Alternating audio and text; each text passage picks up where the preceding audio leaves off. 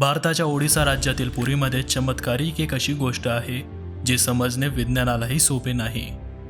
विज्ञान, भूगोल, भौतिकशास्त्र, रसायनशास्त्र आणि जगातील सर्व विश्वास येथे अपयशी ठरतात।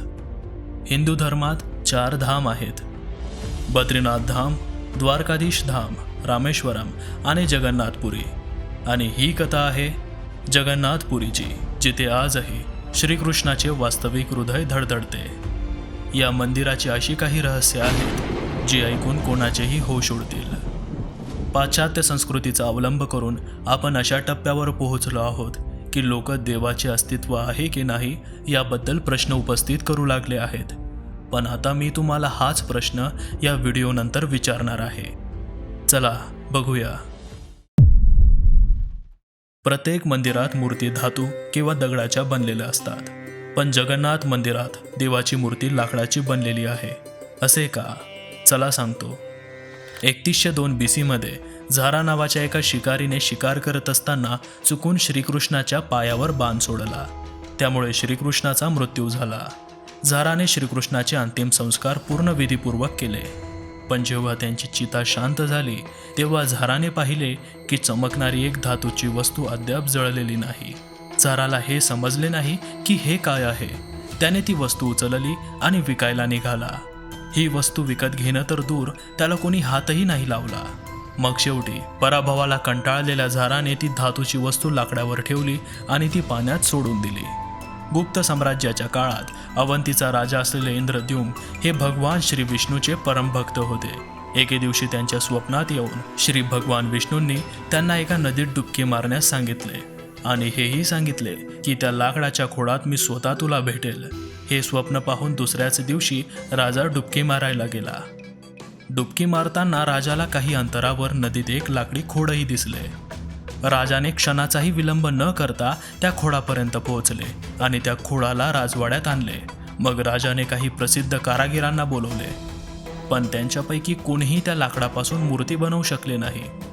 अनेक दिवसांनी एक मूर्तिकार राजवाड्यात आला आणि त्याने राजाला सांगितले की ही मूर्ती मी बनवेल, पण त्याची एक अट होती। राजाने मूर्तिकाराला त्याची अट विचारली, कारण राजा कोणतीही अट मान्य करण्यास तयार होते। तेव्हा मूर्तिकाराने सांगितले की ही मूर्ती बनवण्यासाठी मला पूर्ण 21 दिवस पाहिजे आणि माझी इच्छा आहे की या 21 दिवसाच्या अगोदर कोणीही माझ्याशी बोलू नये, मला भेटू नये किंवा माझ्या कोणत्याही कामात विलंब आणू नये। राजाने ही अट आनंदाने मान्य केली। मूर्ती बनवण्याचे काम सुरू झाले। रोज मूर्ती बनवण्याचे आवाज येत होते, पण हळूहळू ते आवाज येणे बंद झाले। तेव्हाच अवंतीच्या राणीला वाटले की कदाचित मूर्तिकार भुकेने आणि तहानेने मेला असेल। त्यामुळेच ज्या खोलीत मूर्तीचे काम सुरू होते त्या खोलीचे दार उघडण्याचा त्यांनी आग्रह धरला आणि राजाला त्यांची विनंती मान्य करावी लागली। दरवाजा उघडताच तेथे कोणताही मूर्तिकार नसल्याचे त्यांना दिसले। भगवान जगन्नाथ, त्यांचा भाऊ बालभद्र आणि त्यांची बहीण सुभद्रा यांच्या 3च मूर्त्या त्यांना त्या खोलीत दिसल्या होत्या आणि जगन्नाथच्या त्याच मूर्तीमध्ये ती धातूची वस्तूही ठेवली होती, जी श्रीकृष्णाच्या धडधडणाऱ्या हृदयाशिवाय दुसरी नव्हती। हे काही सामान्य मानवी हृदय नाहीये, प्राचीन प्रगत तंत्रज्ञानाचा हा स्पष्ट पुरावा आहे।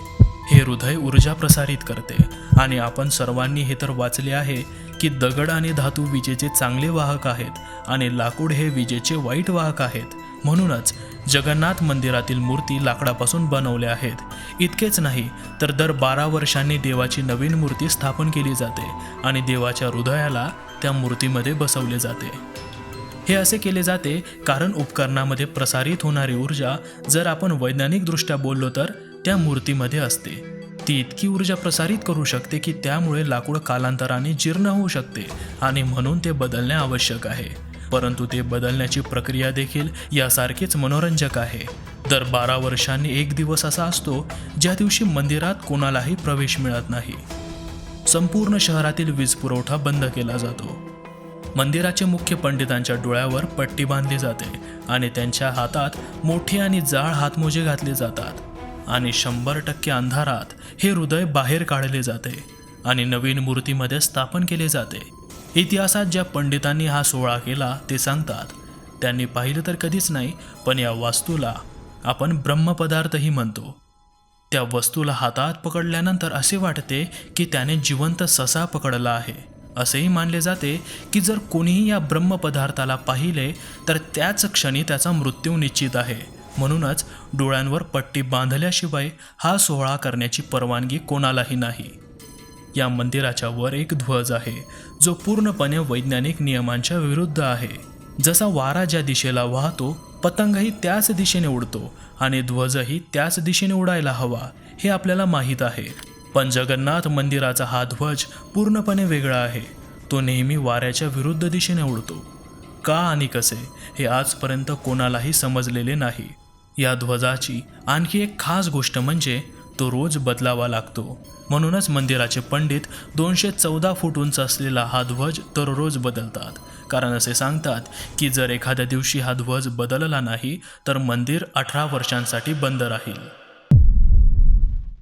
मंदिरात येणाऱ्या भाविकांना दररोज प्रसादाचे वाटप केले जाते. तो प्रसाद त्यांच्यासाठी बनवला जातो आणि जगन्नाथ मंदिरात घडणाऱ्या प्रत्येक गोष्टीत कुठेतरी देवाची लीला दडलेली असते.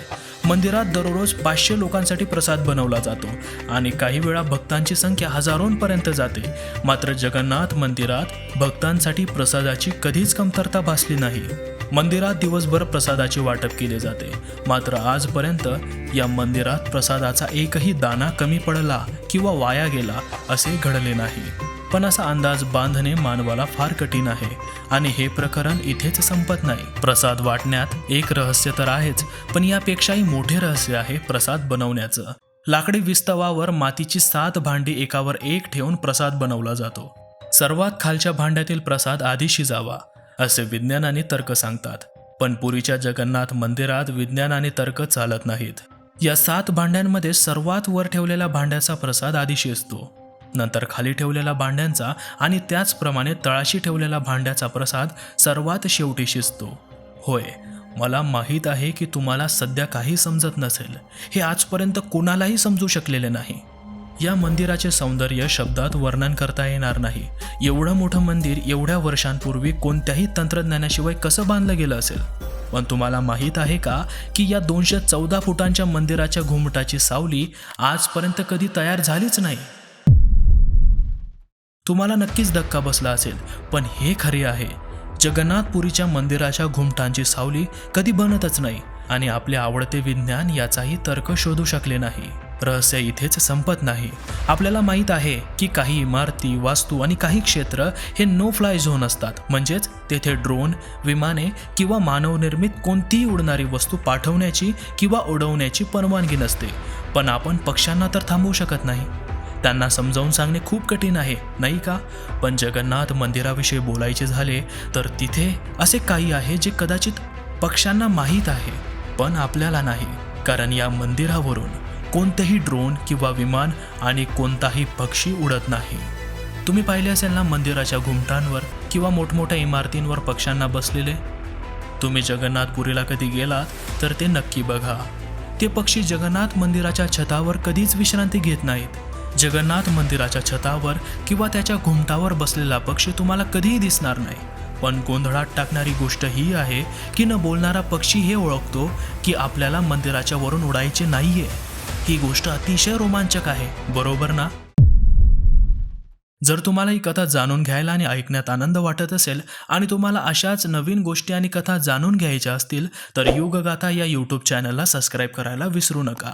आम्ही तुमच्यासाठी पुन्हा काहीतरी नवीन घेऊन येऊ. चला पुन्हा जगन्नाथ मंदिराच्या रहस्याकडे वळूया. सुदर्शन चक्र हे नाव तुम्ही ऐकले असेलच. सुदर्शन चक्र हे भगवान विष्णूंचे शस्त्र आहे.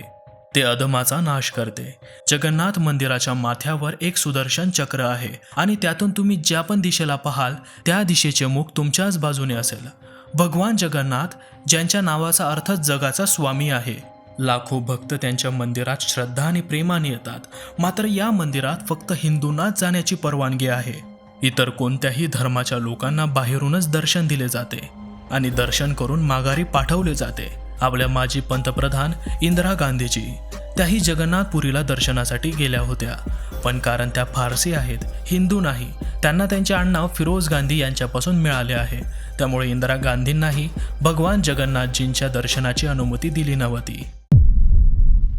एवढेच नाही तर 2005 थायलंडची राजकुमारी महाचक्री सिंदुरोनलाही मंदिरात प्रवेश देण्यात आला नव्हता, कारण येथे परदेशी लोकांना परवानगी नाहीये.